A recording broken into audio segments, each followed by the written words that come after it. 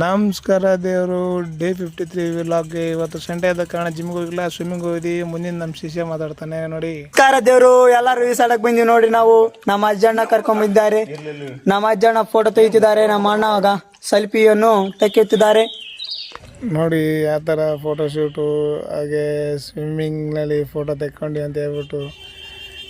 Sunday ಆದ ಕಾರಣ rest ಮಾಡಿಕೊಂಡು ಅದಾದಮೇಲೆ ಸ್ವಿಮ್ಮಿಂಗ್ ಮಾಡಿದ್ರೆ ಎಲ್ಲ ಬಾಡಿ ರಿಲ್ಯಾಕ್ಸ್ ಆಗುತ್ತೆ. ಹಾಗಾಗಿ ವರ್ಕೌಟು ಮಾಡಿ, ಸ್ವಿಮ್ಮಿಂಗ್ ಕೂಡ ಮಾಡಿ. ಸ್ವಿಮ್ಮಿಂಗು ಭಾಳ ಅಂದರೆ ಭಾಳ ಬಾಡಿ ಸಿಸ್ಟಮ್ಗೆ ಯೂಸ್ ಆಗುತ್ತೆ. ನೀವು ಎಷ್ಟು ಸ್ವಿಮ್ಮಿಂಗ್ ಬಲ್ಲಿ ಅಡಿಟ್ ಇರ್ತೀರೋ ಅಷ್ಟು ನೈಸ್ ನಿಮ್ಮ ಮಸಲ್ಸ್ ಗ್ರೋತ್ ಆಗುತ್ತೆ. ಹಾಗೆ ರೆಸ್ಟ್ ಕೂಡ ಸಿಗುತ್ತೆ ಮಸಲ್ಸ್ಗೆ. ಯಾಕಂತಂದರೆ ದಿನನಿತ್ಯ ಎಲ್ಲ ಟೆನ್ಷನ್ ಇರುತ್ತೆ ನಿಮ್ಮ ಮೈಂಡಲ್ಲಿ. ಸ್ವಲ್ಪ ಸ್ವಿಮ್ಮಿಂಗ್ ಮಾಡಿದ್ರೆ ಎಲ್ಲ ಕಡೆ ಬ್ಲಡ್ ಸರ್ಕ್ಯುಲೇಷನ್ ಆಗಿ ಕ್ಲಿಯರ್ ಆಗುತ್ತೆ.